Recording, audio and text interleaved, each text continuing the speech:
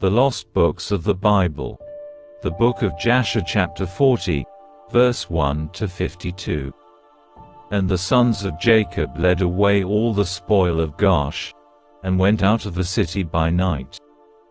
They were going out marching toward the castle of Beth-Coron, and the inhabitants of Beth-Coron were going to the castle to meet them. And on that night the sons of Jacob fought with the inhabitants of Beth-Coron, in the castle of Beth-Coron. And all the inhabitants of Beth-Coron were mighty men, one of them would not flee from before 1,000 men, and they fought on that night upon the castle, and their shouts were heard on that night from afar, and the earth quaked at their shouting. And all the sons of Jacob were afraid of those men, as they were not accustomed to fight in the dark, and they were greatly confounded. And the sons of Jacob cried unto the Lord, saying, Give help to us, O Lord, deliver us that we may not die by the hands of these uncircumcised men.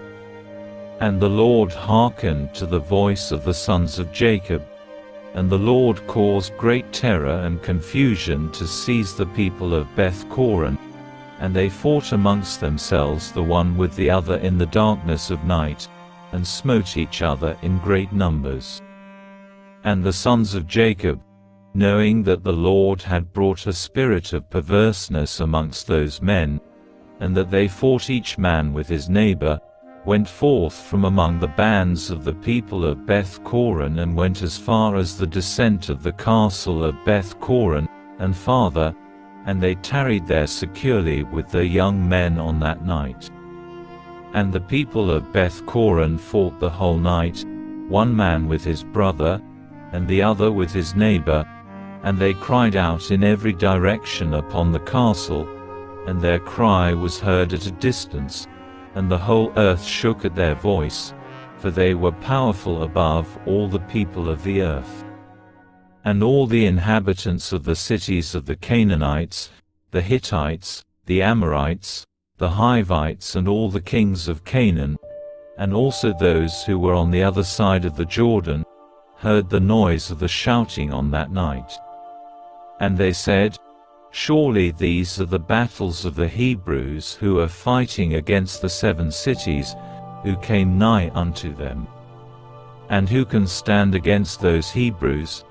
And all the inhabitants of the cities of the Canaanites, and all those who were on the other side of the Jordan, were greatly afraid of the sons of Jacob, for they said, Behold, the same will be done to us as was done to those cities, for who can stand against their mighty strength? And the cries of the Coronites were very great on that night, and continued to increase. And they smote each other till morning, and numbers of them were killed. And the morning appeared, and all the sons of Jacob rose up at daybreak and went up to the castle, and they smote those who remained of the Coronites in a terrible manner, and they were all killed in the castle. And the 6th day appeared, and all the inhabitants of Canaan saw at a distance all the people of Beth-Coron lying dead in the castle of Beth-Coron, and strewed about as the carcasses of lambs and goats. And the sons of Jacob led all the spoil which they had captured from Gaash and went to Beth-Coron, and they found the city full of people like the sand of the sea, and they fought with them, and the sons of Jacob smote them there till evening time. And the sons of Jacob did unto Beth-Coron as they had done to Gaash and Tapnach, and as they had done to Chazar, to Sartan, and to Shiloh. And the sons of Jacob took with them the spoil of Beth-Coron and all the spoil of the cities, and on that day they went home to Shechem.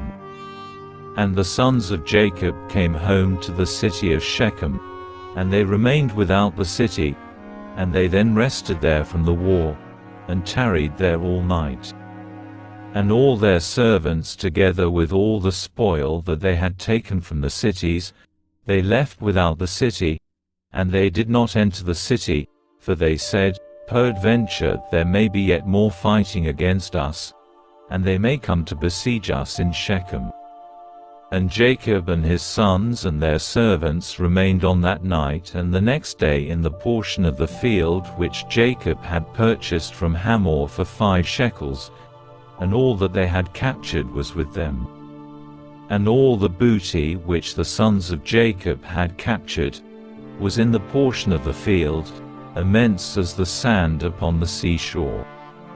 And the inhabitants of the land observed them from afar, and all the inhabitants of the land were afraid of the sons of Jacob who had done this thing, for no king from the days of old had ever done the like. And the 7 kings of the Canaanites resolved to make peace with the sons of Jacob, for they were greatly afraid of their lives, on account of the sons of Jacob.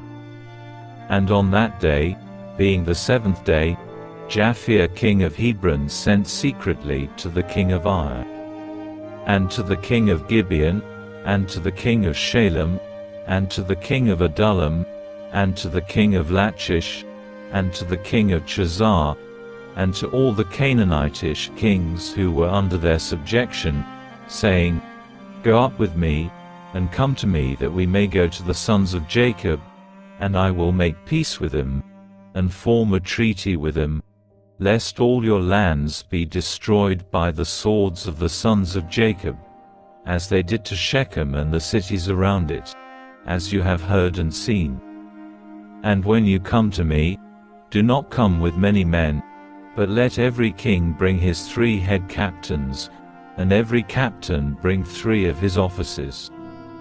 And come all of you to Hebron, and we will go together to the sons of Jacob, and supplicate them that they shall form a treaty of peace with us.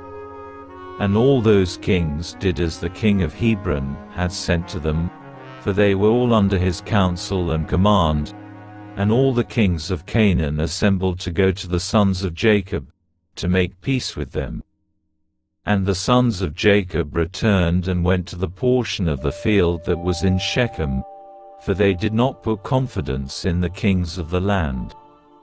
And the sons of Jacob returned and remained in the portion of the field 10 days, and no one came to make war with them. And when the sons of Jacob saw that there was no appearance of war, they all assembled and went to the city of Shechem, and the sons of Jacob remained in Shechem. And at the expiration of 40 days, all the kings of the Amorites assembled from all their places and came to Hebron, to Japhia, king of Hebron. And the number of kings that came to Hebron, to make peace with the sons of Jacob, was 21 kings, and the number of captains that came with them was 69, and their men were 189, and all these kings and their men rested by Mount Hebron. And the king of Hebron went out with his 3 captains and 9 men, and these kings resolved to go to the sons of Jacob to make peace. And they said unto the king of Hebron, Go thou before us with thy men, and speak for us unto the sons of Jacob, and we will come after thee and confirm thy words. And the king of Hebron did so. And the sons of Jacob heard that all the kings of Canaan had gathered together and rested in Hebron, and the sons of Jacob sent 4 of their servants as spies, saying, Go and spy these kings, and search and examine their men whether they are few or many, and if they are but few in number, number them all and come back. And the servants of Jacob went secretly to these kings, and did as the sons of Jacob had commanded them, and on that day they came back to the sons of Jacob, and said unto them, We came unto those kings, and they are but few in number, and we numbered them all, and behold, they were 288, kings and men. And the sons of Jacob said, They are but few in number, therefore we will not all go out to them. And in the morning the sons of Jacob rose up and chose 62 of their men, and 10 of the sons of Jacob went with them. And they girt on their weapons of war, for they said, They are coming to make war with us, for they knew not that they were coming to make peace with them. And the sons of Jacob went with their servants to the gate of Shechem, toward those kings, and their father Jacob was with them.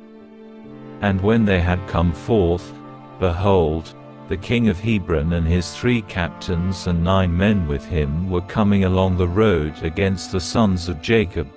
And the sons of Jacob lifted up their eyes, and saw at a distance Japhia, king of Hebron, with his captains, coming toward them. And the sons of Jacob took their stand at the place of the gate of Shechem, and did not proceed. And the king of Hebron continued to advance, he and his captains, until he came nigh to the sons of Jacob. And he and his captains bowed down to them to the ground. And the king of Hebron sat with his captains before Jacob and his sons. And the sons of Jacob said unto him, What has befallen thee, O king of Hebron? Why hast thou come to us this day? What dost thou require from us? And the king of Hebron said unto Jacob, I beseech thee, my lord, all the kings of the Canaanites have this day come to make peace with you.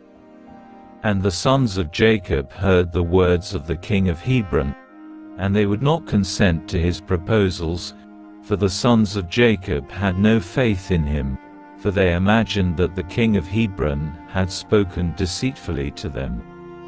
And the king of Hebron knew from the words of the sons of Jacob that they did not believe his words. And the king of Hebron approached nearer to Jacob, and said unto him, I beseech thee, my lord, to be assured that all these kings have come to you on peaceable terms, for they have not come with all their men, neither did they bring their weapons of war with them, for they have come to seek peace from my lord and his sons. And the sons of Jacob answered the king of Hebron, saying, Send thou to all these kings, and if thou speakest truth unto us, let them each come singly before us, and if they come unto us unarmed, we shall then know that they seek peace from us. And Japhia, king of Hebron, sent one of his men to the kings, and they all came before the sons of Jacob, and bowed down to them to the ground. And these kings sat before Jacob and his sons, and they spoke unto them, saying, We have heard all that you did unto the kings of the Amorites with your sword and exceedingly mighty arm, so that no man could stand up before you. And we were afraid of you for the sake of our lives, lest it should befall us as it did to them. So we have come unto you to form a treaty of peace between us, and now therefore contract with us a covenant of peace and truth, that you will not meddle with us, inasmuch as we have not meddled with you.